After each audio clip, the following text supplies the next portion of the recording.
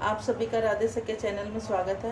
भगवान श्री हरि माता लक्ष्मी से प्रार्थना करते हैं कि आप सब लोग सुरक्षित होंगे, सुखी होंगे और ठीक प्रकार से होंगे। जैसा कि बैसाख का महीना चला रहा है, बैसाख के पावन महीने की आज बड़ी पावन तिथि अक्षय तृतीया, जिसका मतलब यह कि क्षय नहीं होना, कभी ख़त्म नहीं होना। उसी को आप सब लोगों को अक्षय तृतीया की, जिसको आखा तीज भी बोलते हैं, बहुत बहुत बधाई।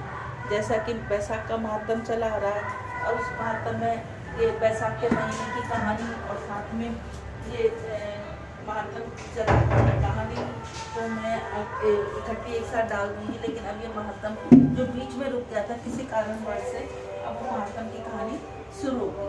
14वां अध्याय से रुका हुआ, तो आज मैं आप लोगों को 14वां अध्याय की कहानी सुनाती हूँ। बोलो बैसाख महात्म की जय।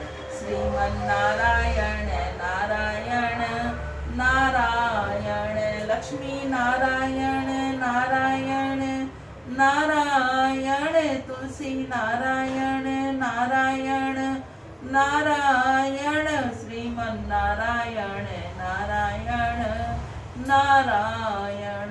14वां अध्याय। इसमें राजा नृपति कथा है। नारद जी बोले, बैसाख माह के व्रत सात्विक तथा उनके फल अति आनंदीय परलोकगामी है। पुरातन इतिहास की कथा है कि इच्छुकावायु वंश में नृपति नामक राजा हुआ था। वह अत्यंत तेजस्वी, ज्ञानी, सत्यभाषी, दीन दुखियों तथा गरीब ब्राह्मणों की सहायता करने वाला राजा था। एक दिवस वह राजा भ्रमण करता हुआ वशिष्ठ ऋषि के आश्रम पहुंचा। वहाँ का शांत व सौरभ्य वातावरण देखकर उसका हृदय पुलकित हो गया। हवन की वेदी के निकट हरियाली वाटिका के मध्य वशिष्ठ ऋषि अपने शिष्यों के साथ बैठे हुए थे। राजा नृपति ने अति आदर भाव सहित वशिष्ठ ऋषि के चरण स्पर्श किए। वशिष्ठ ऋषि ने राजा का सादर अभिवादन किया। वशिष्ठ ऋषि ने अपने स्थान पर निरीक्षण कराया। राजा आश्चर्यचकित रह गया। उस स्थान पर एक गुरुकुल तथा था, उसे कुछ दूर चिकित्सालय। गुरुकुल में ब्रह्मचारी अध्ययन कर रहे थे। चिकित्सालय के निकट ग्रामवासियों का इलाज हो रहा था तथा चिकित्सालय के निकट आगंतुकों के लिए ठंडे जल की प्याऊ तथा विश्राम के लिए छाया स्थान बना हुआ था।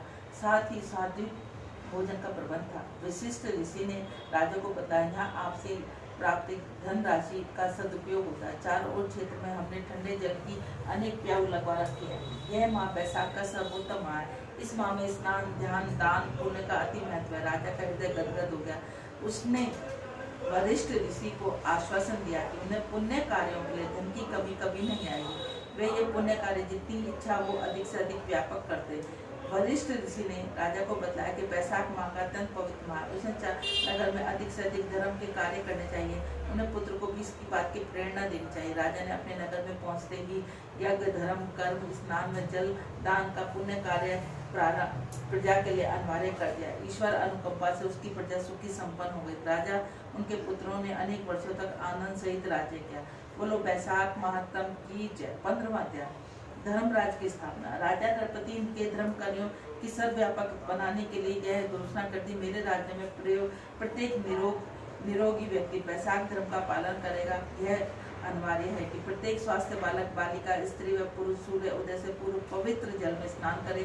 तत्पश्चात यज्ञ, हवन में पूजा पाठ में नियमित रूप से करे। राजा ने एक धार्मिक सभा नियुक्त की, जिसका एक विद्वान अधिकारी था। विद्वान अधिकारी के अधीन 5 गाँव करती। वह अधिकारी 5 गाँव में आवश्यकता अनुसार विद्वान पुजारी नियुक्त करता था। उन पुजारियों का कर्तव्य था कि वे गाँव में शिक्षा व सदाचार व धर्म कर्तव्य का प्रचार करें।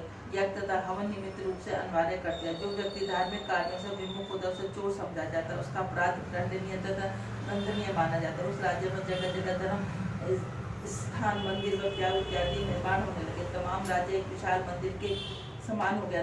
धीरे धीरे नृपति की प्रसिद्ध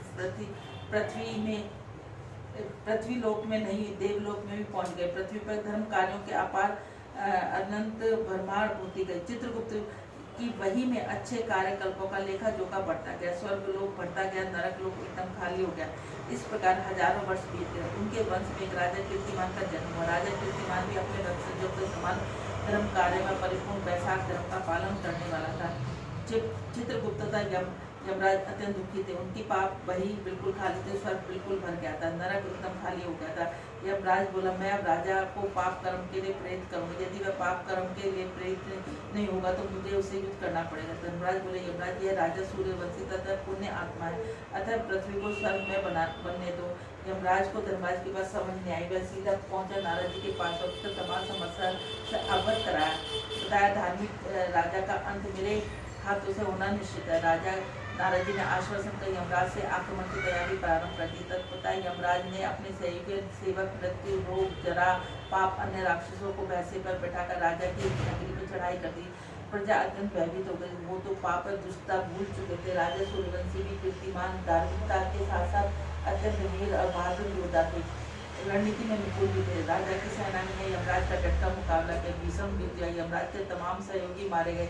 राजा ने अपना त्रिकाल तीर यमराज के निशाना साध कर मारा, यमराज के तीनों बाणों के टुकड़े टुकड़े हो गए। यमराज क्रोध से फुंकार उठा, उसने ढाल व तलवार लेकर राजा पर आक्रमण कर दिया। राजा ने एक ही बार में यम की ढाल का तलवार के टुकड़े टुकड़े कर दिए, क्रोध से अपना एक बाण यम के मस्तक की ओर दागा। यमराज ने क्रोधित होकर राजा पर दंड से आक्रमण कर दिया। क्षीर सागर में कमलापति विष्णु ने अपने भक्त राजा की रक्षा हेतु सुदर्शन चक्र छोड़ा। सुदर्शन चक्र को अपनी ओर आता देखकर राजा भयभीत हो गया, भैंसे पर चढ़कर भागा ब्रह्मलोक में पहुंचा। सूर्य पुत्र यम तथा ब्रह्मा जी के चरणों में गिर गया। ब्रह्मा जी तो अंतर्यामी है, उन्होंने विकृत अवस्था में यमराज को देखा तो मुस्कुराकर पावन देव को संकेत से यमराज को उठा के लाने के लिए कहा। पवन देव ने कहा कि यमराज दुखी ना हो, तुम्हारी यह दुर्दशा किसने किया बताओ। ब्रह्मा जी ने ब्रह्मांड के रचयिता है, वे तुम्हारे कष्ट दूर करेंगे, तुम्हारे हृदय में संतापों का विनाश करेंगे। वे तीनों लोगों को पितामह है, इन्हें कुछ भी छुपा नहीं आता, परंतु तब भी तुम अपने कष्टों का विस्तार पूर्वक बतलाओ। बोलो वैशाख महात्म की जय। 16वां अध्याय यमराज का विलाप। यमराज ब्रह्मा जी के चरणों में बैठकर विलाप करते हुए बोला, यमराज मेरा जीवन व्यर्थ हो गया। राजा कीर्तिमान ने विश्व में अच्छे अच्छे आचरणों के कारण पाप कर्म नष्ट कर दिए। चित्रगुप्त अपनी खाली बही लिए बैठे, मेरे पास कोई कार्य नहीं है। राजा कीर्तिमान के धर्म कार्य के कारण प्रजा अत्यधिक धार्मिक हो गई है। वैशाख धर्म का वहाँ पूर्ण रूप से प्रचार हो गया है, अनेक पीढ़ियां बीत चुकी हैं, नरक खाली हो चुका है। वैशाख धर्म का पालन करते यदि गलती से कोई पाप कर्म कर भी लेता है तो मृत्यु के पश्चात वह पाप कर्म नष्ट हो जाता है, अतः स्वर्गलोक की स्थापना हो जाती है। अब ब्रह्मा जी ने यमराज को जो उपदेश सुनाया वो 17वें अध्याय में सुनिए। बोलो वैशाख महात्म की जय। यमराज की पूर्ण गाथा सुनकर ब्रह्मा जी मुस्कुराकर बोले, हे यमराज, कीर्तिमान वैशाख धर्म का विशिष्ट पालन करता था। उसने विष्णु भगवान अति प्रसन्न है, अतः उनको व्याधि मृत्यु आदि की किंचित भी चिंता या बह नहीं है। ब्रह्मा जी का उपदेश सुनकर शांत होने के स्थान पर उसका हृदय और अति अशांत हो गया। वह पूर्ण रूप वेग से बिलाकर रुदन करता हुआ बोला, आपको मेरे कष्ट को दूर करने के लिए कुछ तो करना ही पड़ेगा, संसार चक्र चलाना ही होगा। ब्रह्मा जी ने कहा, यम तू मूर्ख है, पश्चाताप क्रोध की अग्नि में जलने के कारण तू पूर्ण रूप से अंधा हो चल गया है, अतः मैं तुझे विष्णु के पास क्षीर सागर ले चलता हूँ। इस प्रकार ब्रह्मा जी अपने साथ यमराज को क्षीर सागर ले गए, जहाँ विष्णु भगवान से इस नाग की सैया पर अपनी अर्धांगिनी लक्ष्मी के साथ विश्राम कर रहे थे। ब्रह्मा जी ने यमराज के कष्टों का पूर्ण वर्णन किया तथा बताया कि किस प्रकार वैशाख धर्म के कारण यमलोक खाली हो गया, परंतु इस दुर्दाम के कारण यमराज चित्रगुप्त चिंतित है। विष्णु बोले, बस हे बेटा, मैं दुनिया में तमाम सुख ऐश्वर्य धातश्री कौतुकमणि वैजयंती माला आदि का त्याग कर सकता हूँ। मैं वैकुंठ लोक क्षीर सागर करुण शेष आदि का भी परित्याग कर सकता हूँ, परंतु अपने भक्तों के कष्ट कदापि सहन नहीं करता। हे यम, योगी स्वयं मुझसे मिला है, ब्रह्मा जी के साथ आया तो मैं तुम्हें एक भेद बतलाता हूँ। हे यम, इस वंश का अंत काल 10,000 वर्ष का है, जिसमें 8,000 बीत चुके हैं। 2,000 वर्ष पश्चात इस वंश का अंतिम राजा समायुक्त मुक्ति को प्राप्त होगा। इस कुल के अंतिम राजा का पुत्र काम पिशाचा दुराचारी बन जाएगा, उसका नाम वेनकृत होगा। वासना में आसक्ति से वंश के अंधा होकर राजा वंश की सुंदर कन्या से विवाह करेगा, वेद उक्त धर्म का पालन नहीं करेगा, प्रजा दुराचारी पाप कर्म करने वाली हो जाएगी। उस काल में मैं स्वयं प्रचु के अवतार ऊपर जन्म लूंगा और कुल धर्म की स्थापना होगी। उसके पश्चात प्रत्येक वैशाख धर्म का पालन करने वाला वैशाख धर्म के सफल होने के लिए तेरा दान वहन से निकलेगा, अतः तुम्हारा कष्ट समाप्त हो जाएगा। अतः तुम उस व्यक्ति को दंड देने का अधिकारी हो जो वैशाख में स्नान के पश्चात अर्ध जल कुंभ दही अनादि का दान नहीं करेगा। मैं तुम्हें शांति के लिए सूर्यनंद को मृत्यु लोक में भेजता हूँ, जिससे तुम निमित्त वैशाख माह में तुम्हारा भाग तुम्हें अर्पण हो सकेगा। तत्पश्चात हमने वैशाख प्रसन्नता पूर्वक अपनी यमपुरी को प्रस्थान किया। तत्पश्चात वैशाख की पूर्णमासी को सबसे पहले जल का घड़ा, दही व अन्न दान किया जाता है। उसके पश्चात पितरों व गुरुओं को निमित्त पुण्य का दान किया जाता है। अंत में विधि के अनुसार शीतल जल, दही, अन्न, तांबूल, वस्त्र, फल आदि कांसे के पात्र से भगवान को अर्पण किया जाता है। इस प्रकार समय अनुसार वेनकृत नामक महापापी नीच राजा हुआ है। उसके राज्य काल में वैशाख धर्म सहित अन्य धर्म कर्म लोप हो गए हैं, परंतु यमराज ने के निमित्त दान निकालने का कारण पूर्ण विनाश नहीं हुआ। अतः सर्व नरका चक्र संभाव घूम सकता रहा, जो कलयुग में भी विद्वान है। बोलो वैशाख महात्म की जय।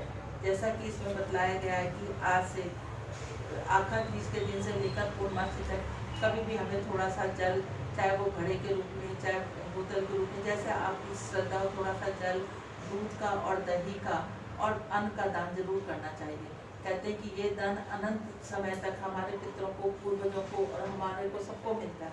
इसलिए हमें अपने सामर्थ्य के अनुसार आज से ही थोड़ा दान, चाहे जल का घड़ा दान करें, चाहे पानी की बोतल दान करें, चाहे कुछ भी दान करें, साथ में थोड़ा सा अन्न, थोड़ा सा किसी को दान जरूर करना चाहिए। इस महीने में छतरी का दान बहुत ज़्यादा माना जाता है, क्योंकि गर्मी का आरंभ हो जाता है और सबसे बड़ा दान तो अन्न का और जल का दान होता है। बोलो वैशाख महात्म की जय।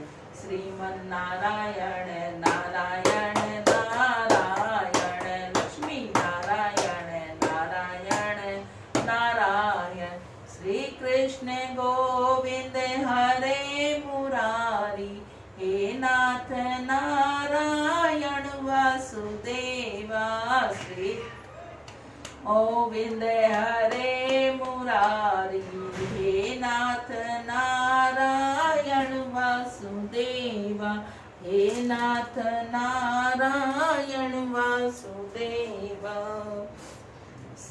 ओम जय जगदीश हरे, स्वामी जय जय दीनानाथ हरे, भक्त जनों के संकट क्षण में दूर करे। ओम जय जगदीश हरे, जो धावे फल पावे, दुख बिन से वन का सुख संपत्ति घर आवे, कष्ट मिटे तन का। जय जगदीश हरे, मात पिता तुम मेरे, शरण गऊँ मैं किसे की, तुम बिन और न दूजा, आस धरूं मैं जिसे की। ओम जय जगदीश हरे, तुम पूर्ण परमात्म, तुम अंतर्यामी, पार ब्रह्म परमेश्वर, तुम सबके स्वामी। ओम जय जगदीश हरे, तुम करुणा के सागर, तुम पालन करता, मैं मूर्ख खल कामी, कृपा करो बरता।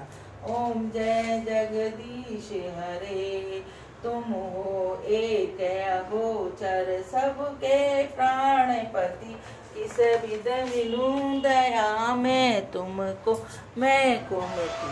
ओम जय जगदीश हरे, ए दीन बंधु दुख हरता, ठाकुर तुम मेरे, अपने हाथ उठा, ओ अपनी शरण लगा, ओ द्वार पड़ा मेरे। ओम जय जगदीश हरे, विषय विकार मिटाओ, पाप हरो देवा, स्वामी कष्ट हरो देवा, श्रद्धा भक्ति आओ संतन की सेवा।